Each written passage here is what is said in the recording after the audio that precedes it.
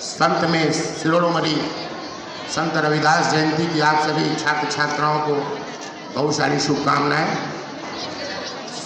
आज हमारे विद्यालय के 12th के बच्चों के लिए हमारे क्लास 11th के बच्चों द्वारा आयोजित इस विद्यालय परिसर में फेयरवेल गुड लक सेरेमनी कार्यक्रम में उपस्थित आज के मुख्य अतिथि हमारे बड़े भैया इस विद्यालय के प्रबंधक आदरणीय श्री भागीरथी प्रसाद स्वर्णकार, इस विद्यालय की प्रधानाचार्य श्रीमती एकता वर्मा, इस विद्यालय के सुपरिटेंडेंट प्रिंसिपल आदरणीय श्री रेवरेंड डी.के. सर, इस विद्यालय के समन्वयक आदरणीय श्री मनीष यादव जी, इस विद्यालय के सह समन्वयक आदरणीय श्री अनूप सिंह जी, आप सभी शिक्षक शिक्षिकाओं को मैं हार्दिक स्वागत अभिनंदन वंदन करता हूं। आज बहुत ही भावुक क्षण है कि हमारे 12th के जो संस्थागत छात्र छात्राएं हैं उनके लिए ये फेयरवेल गुड लक सेरेमनी विद्यालय द्वारा आयोजित है। यूँ कह लीजिए कि एक किसान जब खेत में फसल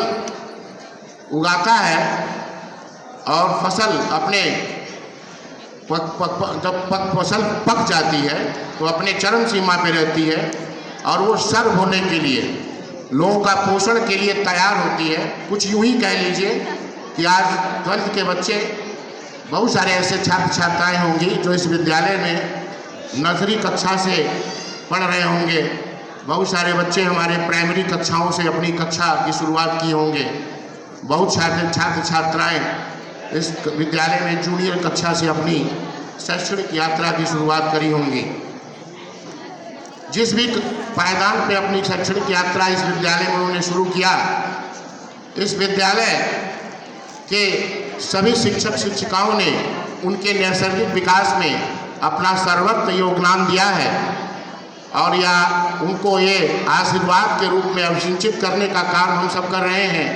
कि ये बच्चे बोर्ड परीक्षाओं में जिस तरीके से हाई स्कूल की परीक्षाओं में अपना परचम लहराया था, कुछ वैसा ही इंटरमीडिएट की परीक्षाओं में भी परचम लहराने का काम करेंगे।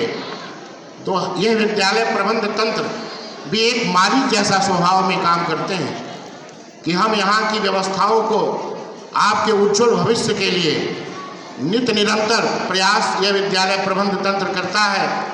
कि आपके नैसर्गिक विकास के लिए, चाहे वो शैक्षणिक विकास हो चाहे शैक्षणिक विकास हो, उस सारे विकास में विद्यालय प्रबंधन आपके लिए उच्च गुणवत्ता के साथ जो एक प्रशिक्षित शिक्षक के माध्यम से आपको प्रशिक्षित करने का काम करे और जो आधुनिक टेक्नोलॉजी है, जो आधुनिक पाठ्यक्रम है NEP 2020 में जो तमाम चीज़ें दर्ज की गई हैं उनको हम कैसे आपके समक्ष पहुंचाएं, ये विद्यालय प्रबंध भी प्रयास करता है। अब हमारा ये प्रयास बनता है कि हमारे माता पिता हमारे उज्जवल भविष्य के लिए तमाम सपने पिरोए रहते हैं कि बच्चा जब पैदा होता है तो उनके विकास की तमाम बुनियाद, उनके उज्जवल भविष्य की तमाम सपने आपके माता पिता आपके साथ देख रहे होंगे। कुछ वैसे ही आपके शिक्षक शिक्षिकाएं भी जो आपके शैक्षणिक यात्रा के साक्षी बने होंगे, प्राइमरी कक्षाओं से लेके जूनियर से लेके हाई स्कूल से लेके इंटरमीडिएट की कक्षाओं में आपकी शैक्षणिक यात्रा के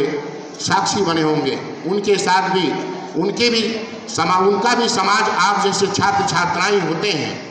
उनका भी सपना आपके नैसर्गिक उत्थान में ही बना रहता है। जब आप खिलते हैं, जब आप पकते हैं, जब आप उम्दा प्रदर्शन करते हैं तो उनके भी कार्य करने की क्षमता बढ़ जाती है। आपके माता पिता जब आपके रिजल्ट प्राइमरी जूनियर और हाई स्कूल और इंटरमीडिएट की परीक्षाओं के साथ आपके रिजल्ट के साथ जुड़ते हैं तो उनके सपनों को नए पंख लग जाते हैं। अब आप पंख को आप कितना फैलाएंगे, आपके सपने कितनी बुलंदियों को चुनेंगे, ये आपको लक्ष्य निर्धारित करने पड़ेंगे कि हम अपने पंख को कितना फैला सकते हैं, कितनी बुलंदियों पे जा सकते हैं। आप ये विद्यालय प्रबंधन प्रयास कर रहा है, आपके माता पिता आपके प्रयास में जुड़े हैं, आपके शिक्षक शिक्षिकाएं आपके प्रयास में जुड़े हैं, तो अपने पंख को फैलाइए, अपने पंख को बुलंदियों पे ले जाइए कि आपको देखने के लिए आपके माता पिता सर उठा के आपको आपके उज्जवल भविष्य के जो सपने उन्होंने बचपन में पिरोए हैं, वो सपने उनको साक्ष्य के रूप में साक्षात दिखने का भरपूर प्रयास करें। साथ में ये भी कहना चाहूँगा कि बोर्ड परीक्षाओं की तैयारी आप सब कर रहे हैं। आपने पहली बार बोर्ड की परीक्षा अपने हाई स्कूल की परीक्षा के रूप में दे चुके हैं, परिणाम भी आपने देख लिया है।